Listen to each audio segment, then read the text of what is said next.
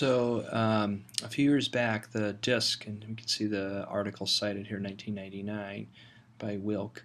But even before Wilk, there was a lot of focus on disc and disc pressure as a source of low back pain. And what we found is the pressure hypothesis was very popular.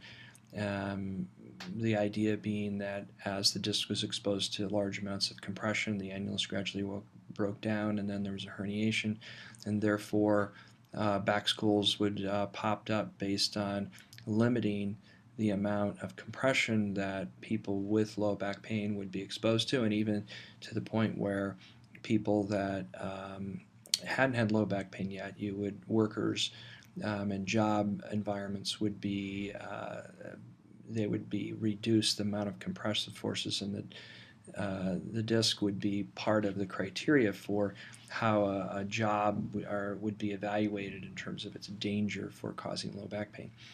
So the source of all of that information comes from these core studies by Nachemson and Wilk.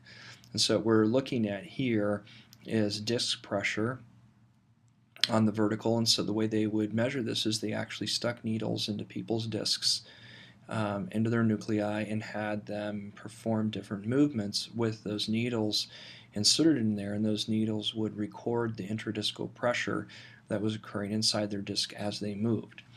And so what we can see here, here's supine, so this is your reference position, and so basically you would have about a 50% disc pressure, and I can't remember what exactly it's relative to. I hear it as relative to standing, so standing would be the normalized position, so here is 100%.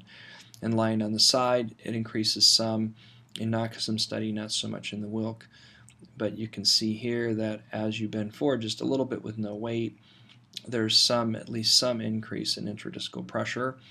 If you're seated, it's controversial. It's about what it is relative to standing, but if you're seated and flexed, your discal pressure goes up quite a bit. If you're seated and reclined, your discal pressure goes down.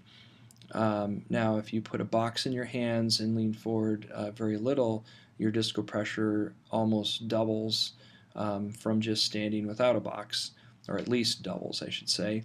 And then as you kind of put the boxes in different positions, the pressures change relative to that. But what this study was used for years was to recognize the amount of increased pressure that additional loading had on the discs. And from a biomechanical perspective, it shouldn't be surprising. We should expect pressures to increase quite a bit because of the vertical loading associated with the muscles.